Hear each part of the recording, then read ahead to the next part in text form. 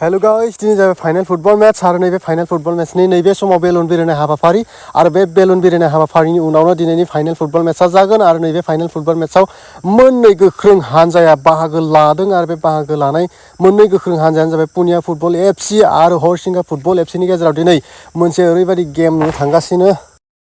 तो गिबियावनो बयखौबो खुलुमबाय आरो आंनि गुबुन मोनसे गोदान भिडिअ नोंथांमोनखौ बयखौबो बरायनानै लानाय जाबाय दिनैहाय भगतपारा हालामनि नैबे गेलेग्रा फोथाराव गोबां साननिफ्रायनो मोनसे फुटबल मैच सोलिगासिनो दंमोन आरो बेनिनो दिनै फाइनाल फुटबल मैच फैयै फैयै दिनै फाइनाल फुटबल मैच आरो बे फाइनाल फुटबल मैचआव पुनिया युथ क्लाबजों लोगोसे हरिसिंगा फुटबल एफसिजों दिनैनि फाइनाल फुटबल मैचआव बाहागो लादों आरो आं बेखौनो दिन्थिनो थांगासिनो नोंथांमोना भिडिअखौ जोबजासिम नायनो दाबाव आरो गासिखौबो फारि फारि नायनानै मोनसे कमेन्ट खालामनो दाबाव आरो चेनेलखौबो साबस्क्राइब खालामनो दाबाव सोलो बिदिबा दिनैनि फाइनाल फुटबल मैचखौ आंजों लोगोसे नायलांदिनि सोलो तो फुटबल होननानै बुङोब्ला बयबो नायनो मोजां मोनखायो ओंखायनो बयबो लैहोर लैहोर फैनानै दिनैनि फाइनाल फुटबल मैचखौ नायनो थाखाय हांखुर जानानै दङ आरो बेबायदिनो आंबो दिनैनि फाइनाल फुटबल मैचखौ नायनो थाखाय थांनाय जाबाय आरो नैबे समाव भिडिअ लानाय जाबाय तो फुटबल गासिबो फुटबल उदालगुरि जिल्लानि सिङाव थानाय भगतपारा हालामनि नैबे गेलेग्रा फोथाराव नैबे ओनसोलनि गासिबो आगै आदै बाजै आमाय आबौ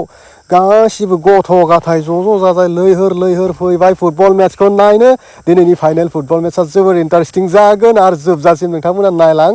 गासिखौबो नुनो मोनगोन नैबे हालामनि गासिबो रायजो राजाफ्रा न'खरनिफ्राय साफ्रोमबो फैजोबबाय गासिबो लैहोर साहा खोला सानजा सोनाब गासिबो मानसि चलो फुटबल मैच तो गासिबो आलासि उलासि गासिबो मिक्सार गलाय गथाय बयबो हारिनि मानसिफ्रा नैबे गेलेग्रा फोथारावहा दिनैनि फाइनाल फुटबल मैचखौ नायनो थाखाय हांखुर चलो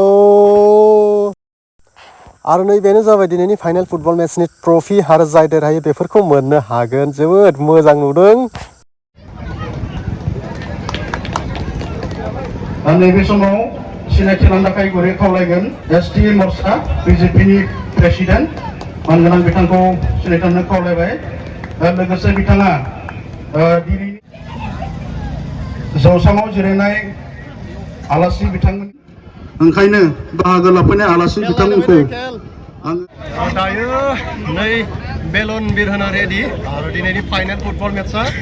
जोबोद इन्टारेस्टिं जागोन बेखौ आसा खालामबाय आरो नोंथांमोनाबो दिनैनि फाइनाल मैचखौ नायनानै जोबोद मोजां मोनगोन आरो बयबो मोनसे कमेन्ट हरनो खावलायनाय थाबाय कमेन्ट हर खेलखौ नायना बोरै मोनदों बेलुन बिरहोनो बयबो रेडि आरो बे जाबाय जोंनि भगतपारा हालाम आरो भगतपारा हालामनि गेलेग्रा फोथार बयबो रायजो राजाफोरा गासिबो फैखाजोब्बाय दिनै जाबाय फाइनाल फुटबल मैच आरो नैबे जाबाय जोंनि भगतपारा हालाम आरो भगतपारा हालामनि नैबे गेलेग्रा फोथाराव दिनै नोंथांमोना फाइनाल फुटबल मैच नुनो मोनगोन आरो बेवहाय नैबे समाव बेलुन बिरहोनो रेडि आरो दिनैनि मैचआ जोबोद इन्टारेस्टिं जागोन नोंथांमोनाबो नायना मोजां मोनगोन आरो साफ्रोमबो मोनसे कमेन्ट हरनो दाबाव नैबे समाव बोरै मोनखो बोरै थाखो आरो एसे लाइक गुथि खालामनो दाबाव आरो बड'लेण्ड बिरबुंख्लं दाबाव स्टार्ट 1 2 3 गोजोन्थों साबायखर थाबाय फैलांबाय गोजौआव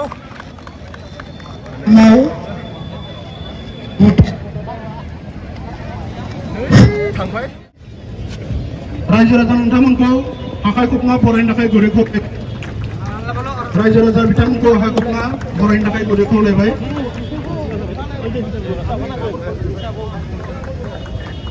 गोजोननाय थाबाय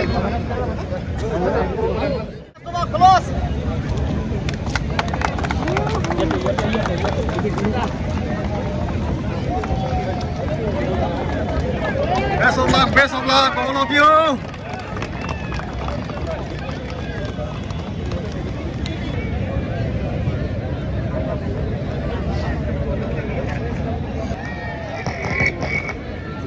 Go point simple. Best of luck. Best of luck. Best of luck. Best of luck, all of you. Thank you. Thank you. Best of luck. दिनैनि बे जोबथा गेलेनाय सानावहा नुजाथिफैनो हानाय एबा दैदेनग्रा भगतपारा फरायसा आफाद आरो दिनैनि बे बेयाव नुजाथिबायना होनाय दैदेनग्रा गेलेमुखौ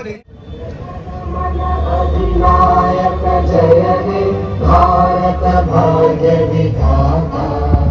पंजाब सिंध गुजरात मराठा द्राविड उत्कल गंगा इंद्र हिमाचल यमुना गंगा उच्चल जलधि तरंगा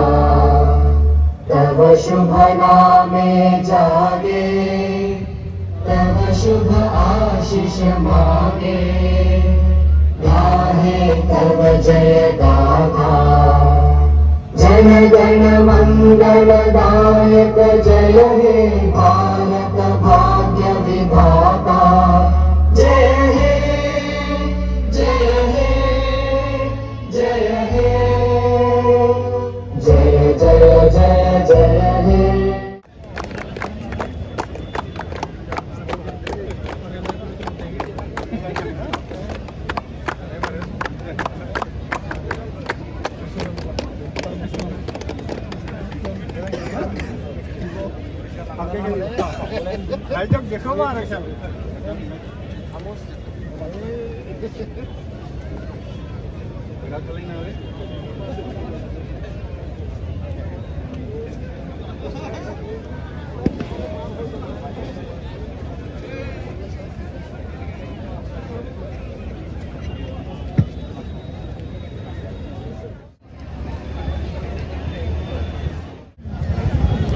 नोंसोरलाय मोसानो फैबाय नामा?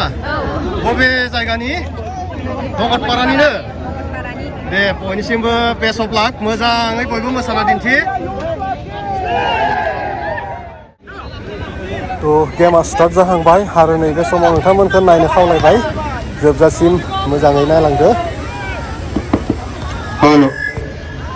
आरो बोथोरा सानसे हर हरसे अखा हानायलाय नैबे फिल्डआवबो गोबां दै जाबाय आरो गोबां दैनि गेजेरजोंब्लाबो खस्थ' मस्थ' गोबां खस्थ' खालामनानै बयबो गेलेदों आरो जोबोद मोजां मोनसे गेम नुनो मोनगासिनो।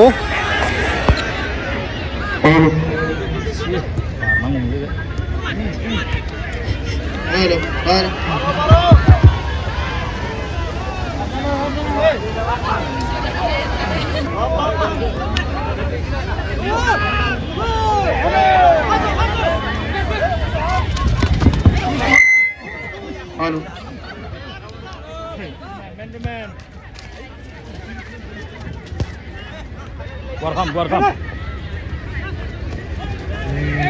Boleh.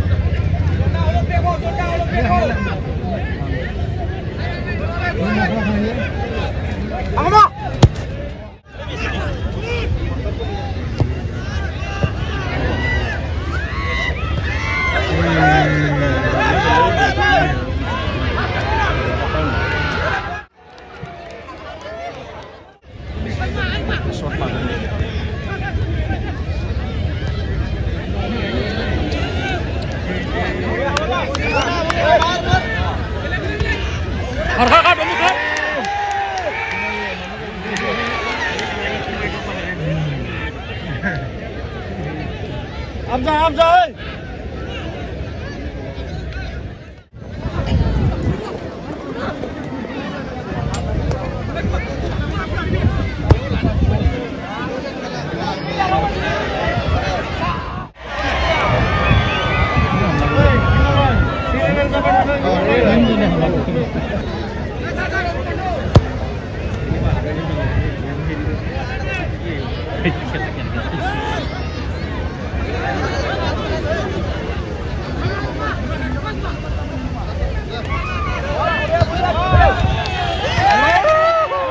Back rumah back gitu apa?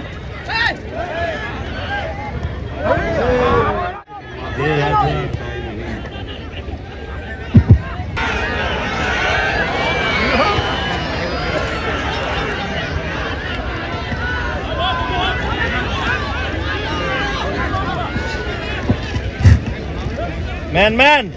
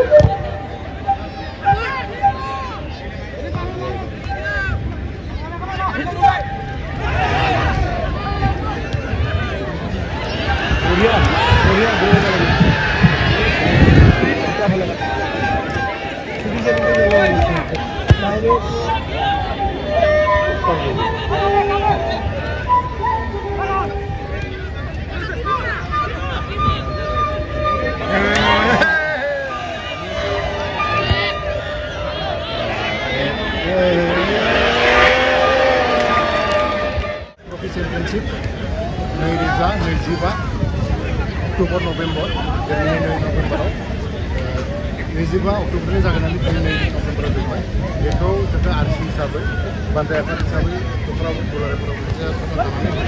बिथांमोननि दानाय बायदियै जों बे मोनफ्रोमनि अराय गोसोखांथिखौ लाखिनो थाखाय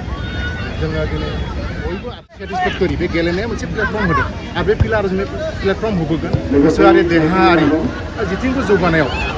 बे सोलोंथायारि जौगानायावबो जों माने गोग्लैसोना थानाय फिल्डजों जाया बे निम्नगामि फिल्डजों जाया बेनिखायनो बेखौ सरकाराबो नोजोर होनांगौ जोंनि रिप्रेजेन्टेटिभ दङ MLA MP EM बिथांमोन बरिसिङा टाउन क्लाब आरो पुनिया युथ क्लाब दा बिथांमोना गेलेगासिनो दङ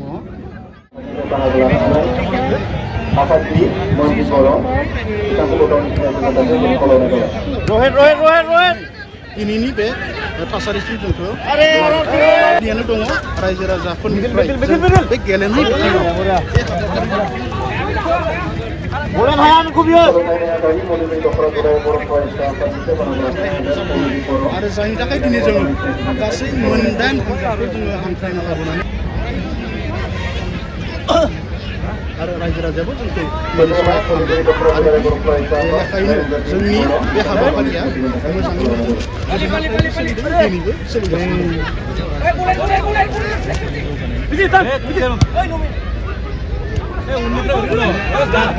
रांनिबो बान्था बिथांमोना गथायनो आरो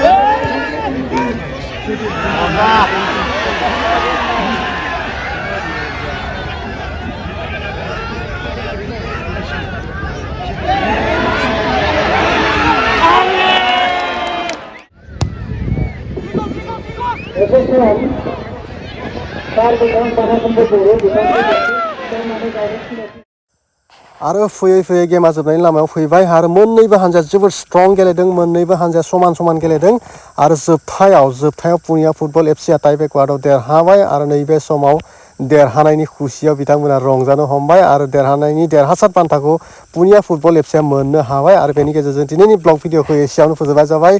गोजोन्थों।